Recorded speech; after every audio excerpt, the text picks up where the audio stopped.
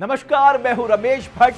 आप देख रहे हैं 22 की बाजी और एक दिलचस्प मिथक के साथ हम आपके सामने मौजूद हैं।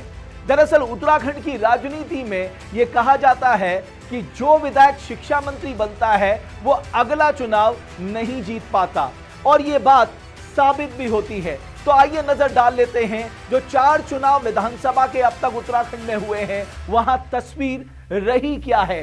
तो राजनीति के अजब गजब मिथक में यह सबसे इंटरेस्टिंग बात है, और इसीलिए विधायकों को अगर मौका मिलता है शिक्षा मंत्री बनने का, तो शिक्षा मंत्री बनने से वो बचते हैं, कतराते हैं, क्योंकि उन्हें पता है कि उनका अंजाम क्या हो सकता है।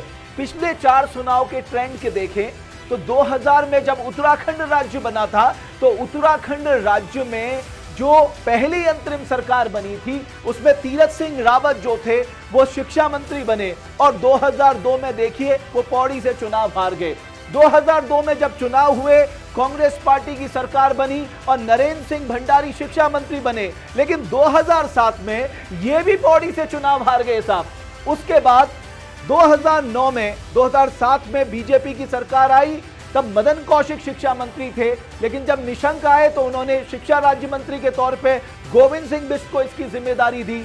और 2017 में, क्योंकि 2012 में चुनाव नहीं लड़े, लेकिन 2017 में जब चुनाव लड़े ये भी चुनाव हार गए साहब।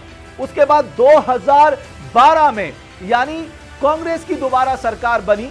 2002 से 2007 तक कांग्रेस, 2007 से 2012 तक बीजेपी, और 2012 में जब कांग्रेस सत्ता में आई तो मंत्री प्रसाद नेथानी जो है वो जीत कर आए और वो शिक्षा मंत्री बने। लेकिन आप देखिए 2017 में देवप्रयाग से ये भी चुनाव हार गए साहब।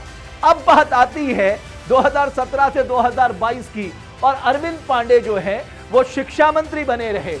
अब 2022 में अरविंद पांडे का क्या होगा, इतना मैं यकीन से कह सकता हूं कि उनके अंदर भी धुक धुक चल रही होगी।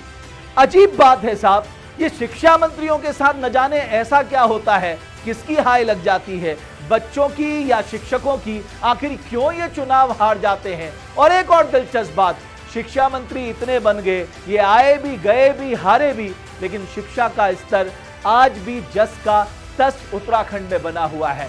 तो आगे भी हम आपको बताते रहेंगे 22 की बाजी में उत्तराखंड की राजनीति से जुड़े ऐसे ही दिलचस्प मिथक। आप बने रहिए देवभूमि डायलॉग के साथ। अगर आप हमारी इस खबर को फेसबुक पे देख रहे हैं तो पेज को फॉलो करें, और अगर यूट्यूब पे देख रहे हैं तो चैनल को सब्सक्राइब जरूर करें।